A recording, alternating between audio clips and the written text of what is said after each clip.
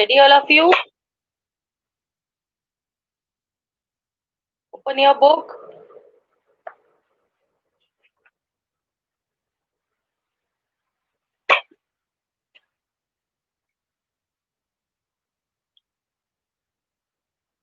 Lesson 5 complete हो गया था. Lesson 3, sorry. Lesson 3 पूरा हो गया था.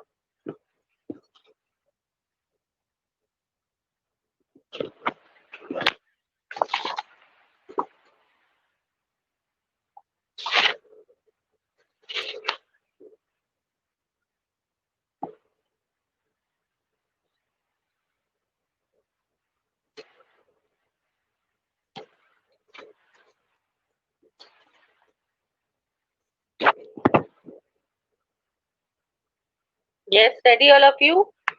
Open your book on page number 21. Page number 21.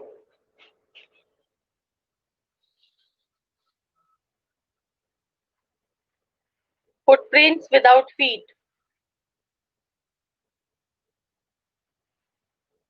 This is a simple story about a scientist who carried out various experiments to make himself invisible. Finally, he succeeded and his body became transparent. अब उसके बाद क्या क्या हुआ तो हम इस lesson में पढ़ेंगे.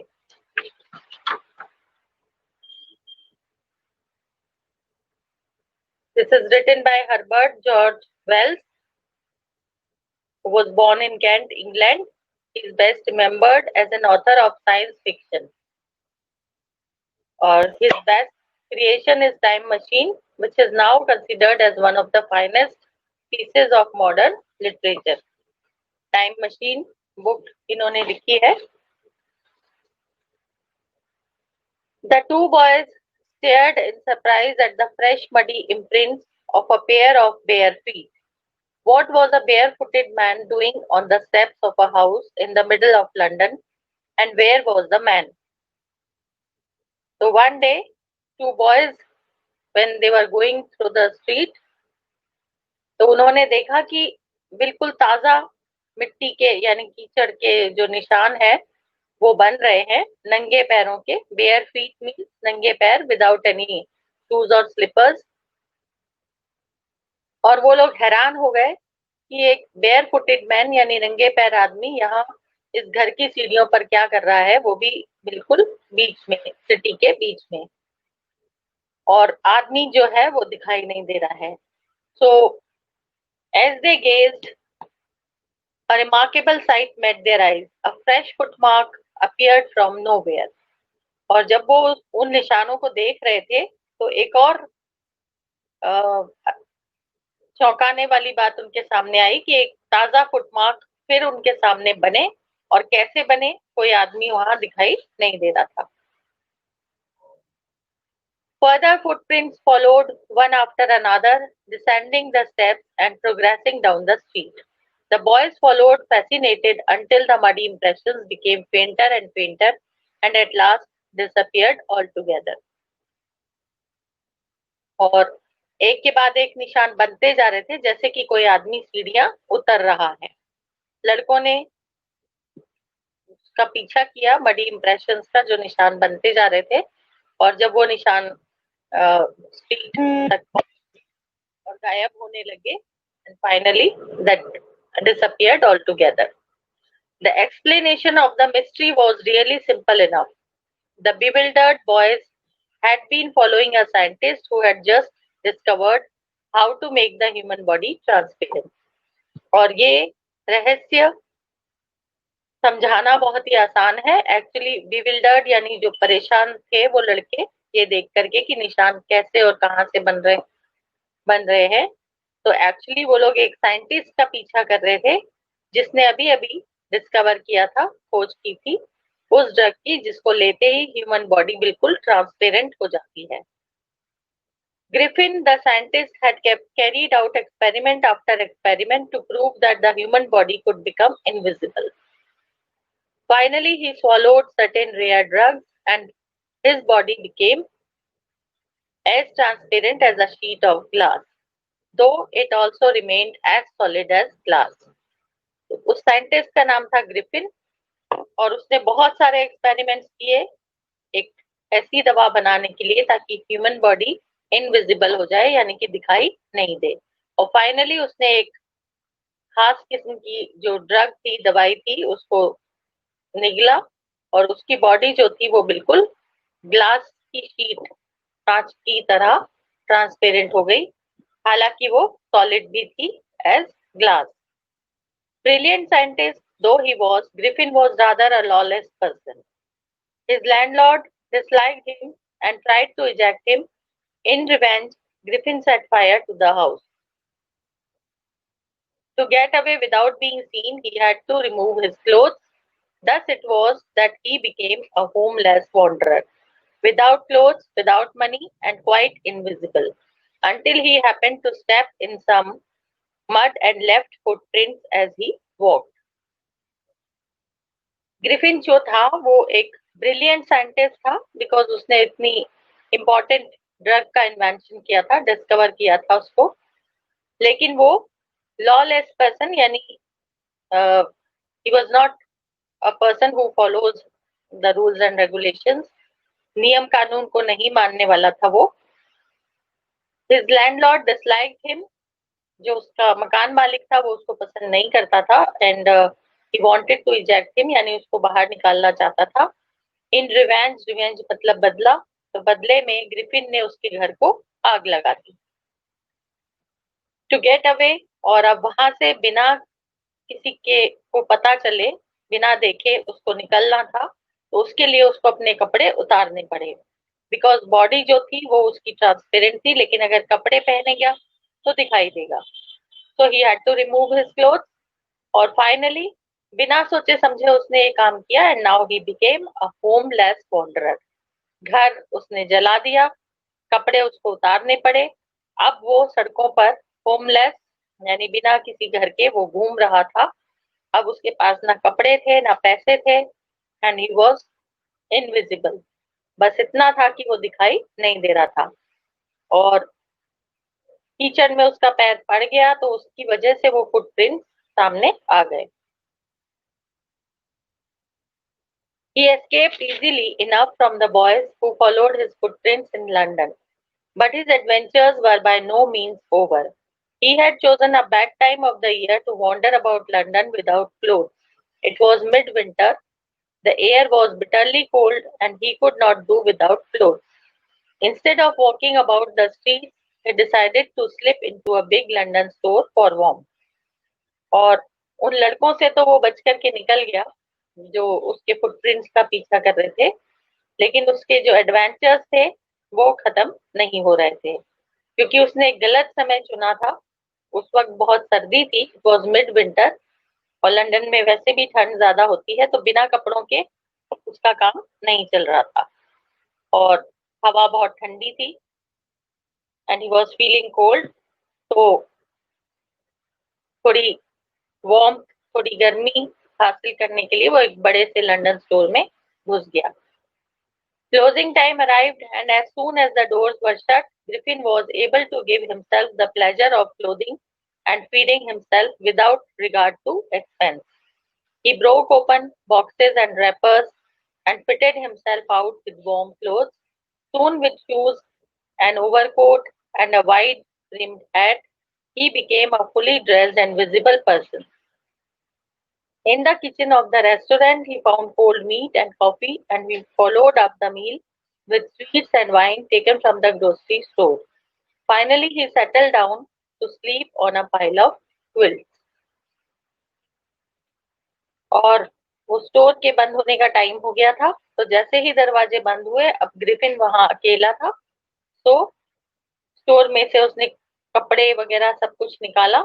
अब उसको उसका पैसा भी नहीं देना था, बिकॉज मनी उसके पास था ही नहीं, तो उसने कपड़े वगैरह निकाल करके पहन लिए, शूज पहन लिए, ओवरकोट लिया, एक हैट लिया, और अब जब वो ड्रेसअप हो गया तो फिर वो दिखाई दे रहा था।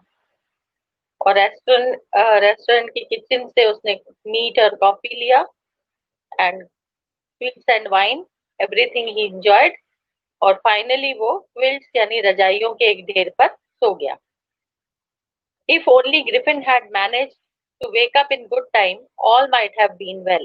As it was, he did not wake up until the assistants were already arriving next morning. When he saw a couple of them approaching, he panicked and began to run.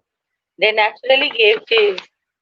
In the end, he was able to escape only by quickly taking off his newly found clothes. So once more he found himself invisible but naked in the chill January air.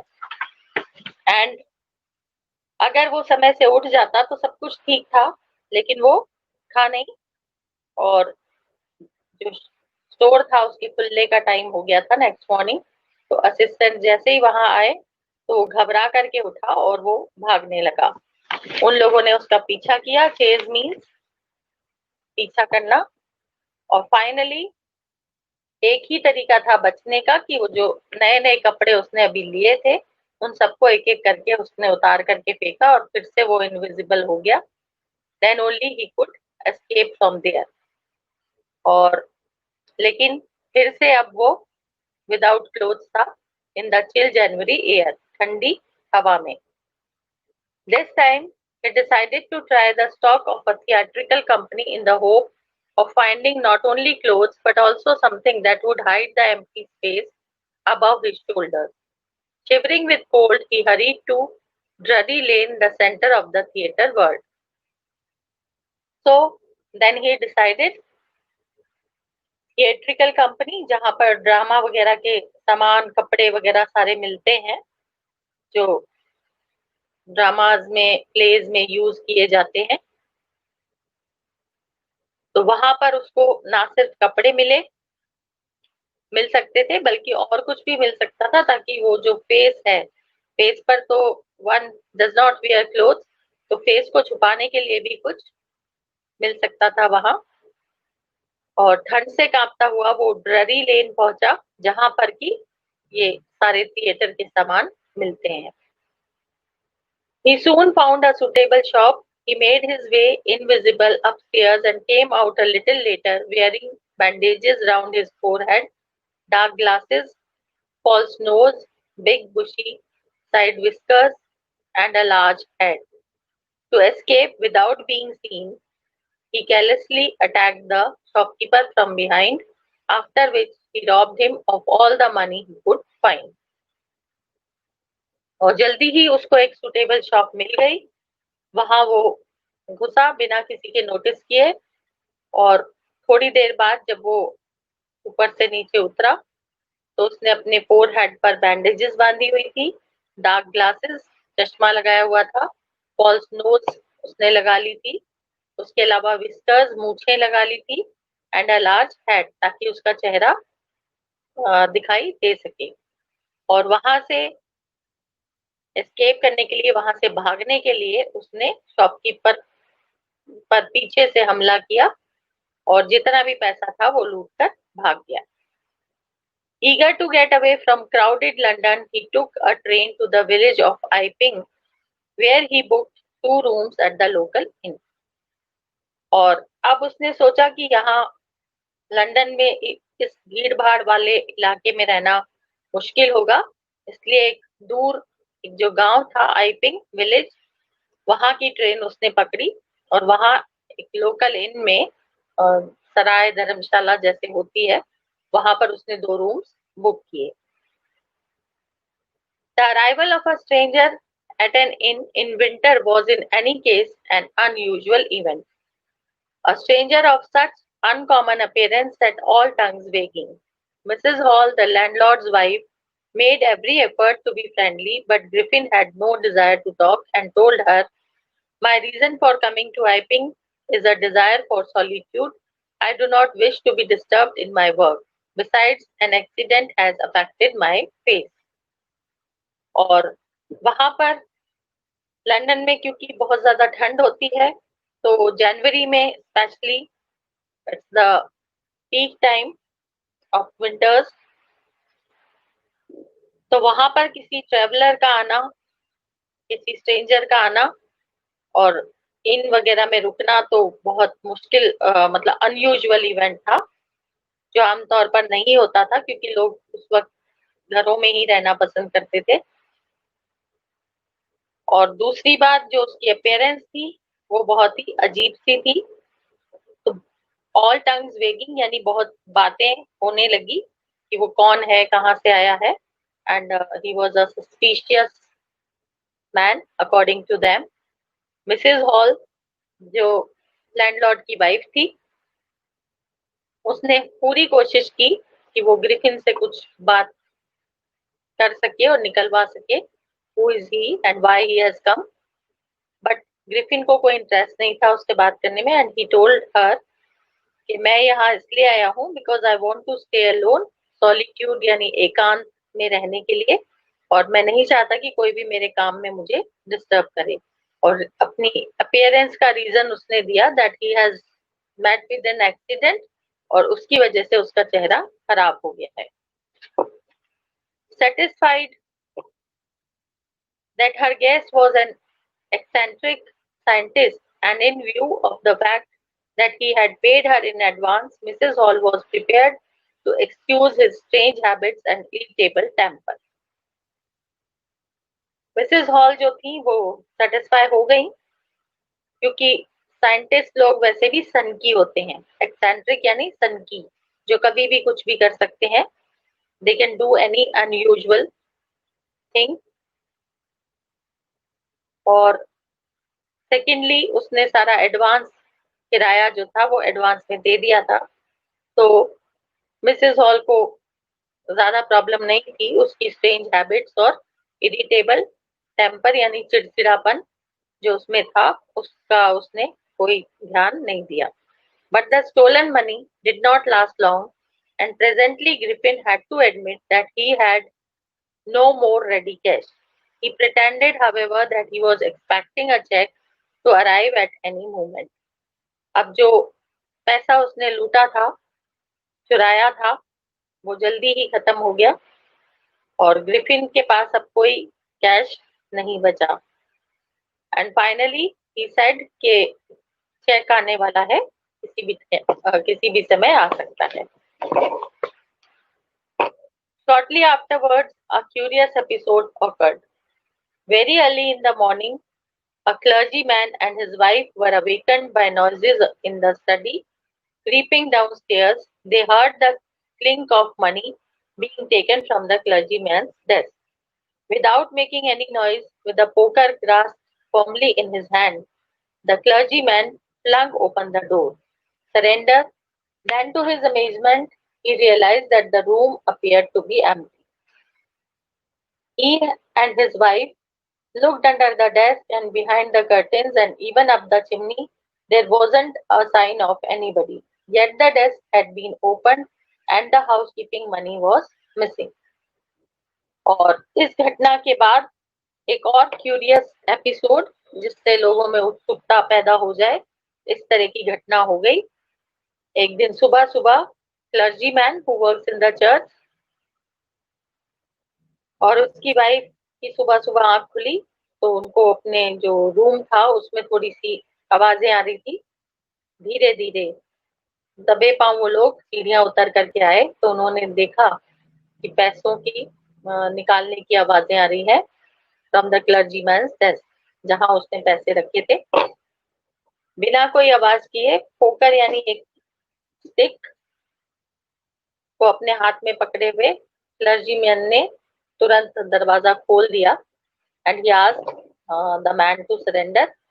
लेकिन वो बहुत हैरान हो गया ये देख करके कि रूम में कोई भी नहीं है। Nobody was seen there. उसने और उसकी वाइफ ने सब जगह ढूंढ लिया उस पूरे रूम में, लेकिन कोई भी आदमी उनको दिखाई नहीं दिया। और फिर भी डेस्क खुली हुई थी और जो जितना भी पैसा वहां रखा था वो मिसिंग था। Extraordinary affair, the clergyman kept saying for the rest of the day. But it was not as extraordinary as the behavior of Mrs. Hall's furniture a little later that morning. Clergyman पूरा दिन इस बारे में बात करता रहा, सोचता रहा कि बहुत ही अजीब घटना है कि पैसे गायब हो गए। हमने आवाज भी सुनी, हमारे सामने आवाज आ रही थी, पैसा गायब हुआ, बट कोई भी वहां हमें नजर नहीं आया। और इससे भी ज्यादा एक्स्ट्रा ऑर्डिनरी चीज हुई मिसेस हॉल के घर में, जब उसका फर्नीचर के साथ जो कुछ भी हुआ वो इससे भी ज्यादा एक्स्ट्रा ऑर्डिनरी घटना थी।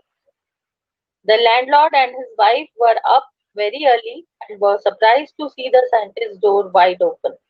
Usually it was shut and locked, and he was furious if anyone entered his room. The opportunity seemed too good to be missed. They peeped round the door, saw nobody, and decided to investigate. The bedclothes were cold, showing that the scientist must have been up for some time, and stranger still, the clothes and bandages that he always wore were lying about the room. Landlord और उसकी wife उस दिन जल्दी उठ गए थे और उन्होंने देखा कि जो साइंटिस्ट के रूम का दरवाजा है वो खुला हुआ है। तो वो बहुत हैरान हुए क्योंकि जनरली वो उसको बिल्कुल बंद रखता था, और अगर कोई उसमें झांकने या घुसने की कोशिश भी करता था तो वो बहुत ज्यादा गुस्सा हो जाता था। और उसने देखा कि this is a good opportunity, अच्छा मौका है, और शक उस पर पहले से ही था उन लोगों को, साइंटिस्ट पर। तो उन्होंने दरवाजे में झांक करके देखा कि अंदर कोई नहीं है। उन्होंने सोचा कि आज इसकी तलाशी ले ली जाए रूम की। उसने देखा बेड क्लोथ यानी बिस्तर बिल्कुल ठंडा था। दैट मीन्स दैट साइंटिस्ट वहां से बहुत पहले उठ चुका था, वो सोया हुआ नहीं था। और जो क्लोथ्स और बैंडेजेस वो हमेशा पहने रहता था वो सब रूम में बिखरे हुए थे। All of a sudden, Mrs. Hall heard a sniff close to her ear. A moment later, the hat on the bedpost leapt up and dashed itself into her face. Then the bedroom chair became alive. Springing into the air, it charged straight at her, legs foremost. As she and her husband turned away in terror, the extraordinary chair pushed them both out of the room and then appeared to slam and lock the door after them. और Mrs hall investigate कर ही रही थी कि उनको अपने कान के पास किसी की सांस लेने की आवाज सुनाई दी, और अगले ही पल जो हैट बेड पोस्ट पर बेड की साइड में रखा हुआ था वो उठा अपने आप और उसके चेहरे से आकर टकराया। दैट वाज ग्रिफिन, जो दिखाई नहीं दे रहा था, वो आ चुका था उस रूम में, लेकिन उन लोगों को नजर नहीं आ रहा था। उसके बाद जो चेयर थी, ऐसा लगा जैसे वो अलाइव हो गई, वो अपने आप मूवमेंट करने लगी और हवा में उठ करके सीधे उसके पैरों से पर उसने अटैक किया चेयर ने। वो और उसका हस्बैंड डर करके भागे और वो चेयर जो थी उसने उनको दरवाजे से बाहर धकेल दिया और पीछे दरवाजा बंद कर दिया। Mrs. Hall almost fell down the stairs in hysterics. She was convinced that the room was haunted by spirits and that the stranger had somehow caused these to enter into her furniture. Mrs hall बहुत बुरी तरह से डर गई थी और almost घबराहट में वो गिर गई, और उसको पक्का यकीन हो गया कि कमरे में भूत है, आत्माएं हैं, और ये जो अजनबी आदमी है, जो सस्पिशियस मैन है साइंटिस्ट, इसी ने कुछ ना कुछ ऐसा किया है कि ये जो फर्नीचर में भी वो आत्मा, वो भूत घुस गए हैं। My poor mother used to sit in that chair, she moaned, to think it should rise up against me now. और वो डराने लगी, चिल्लाने लगी कि मेरी माँ की चेयर थी ये, मेरी माँ इसमें बैठा करती थी, और अब देखो यही चेयर उठ करके मुझे मार रही है। The feeling among the neighbors was that the trouble was caused by witchcraft. But witchcraft or not, when news of the burglary at the clergyman's home became known, the strange scientist was strongly suspected of having had a hand in it. Suspicion grew even stronger when he suddenly produced some ready cash, though he had admitted not long before that he had no money. कुछ लोगों का मानना था कि ये सारा कुछ काले जादू की वजह से हुआ है। काला जादू जो तांत्रिक वगैरह के द्वारा किया जाता है, विचक्राफ्ट, जादू से इसको किया गया है, तंत्र मंत्र से। लेकिन जैसे ही बर्गलरी जो चोरी क्लर्जीमैन के घर में हुई थी उसका पता चला, तो जो ये साइंटिस्ट है वो बिल्कुल, उस पर जो उनका शक था वो और ज्यादा गहरा हो गया कि कहीं ना कहीं इसका हाथ इस सारी घटनाओं में है।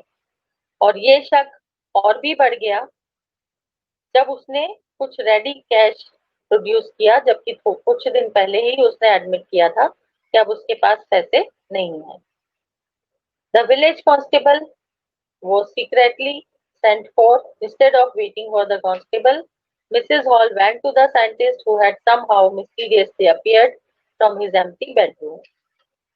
तो इसलिए उन लोगों ने कांस्टेबल को, पुलिस को बुलवा लिया, और पुलिस के आने से पहले ही, कांस्टेबल के आने से पहले ही मिसेस हॉल उस साइंटिस्ट के पास गई, जो कि अभी उसने देखा था कि उस रूम में कोई नहीं है, और वो अचानक उसमें से बाहर निकला।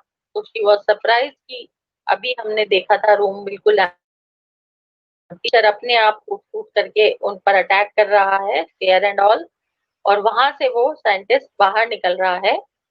तो she was very surprise to see this and she just went to the scientist to ask the reason.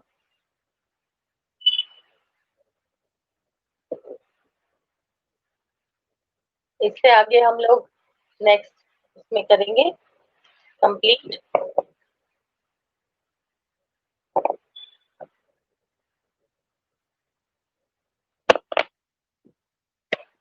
In the next class, we will finish the lesson and we will discuss the word meanings and the question answers.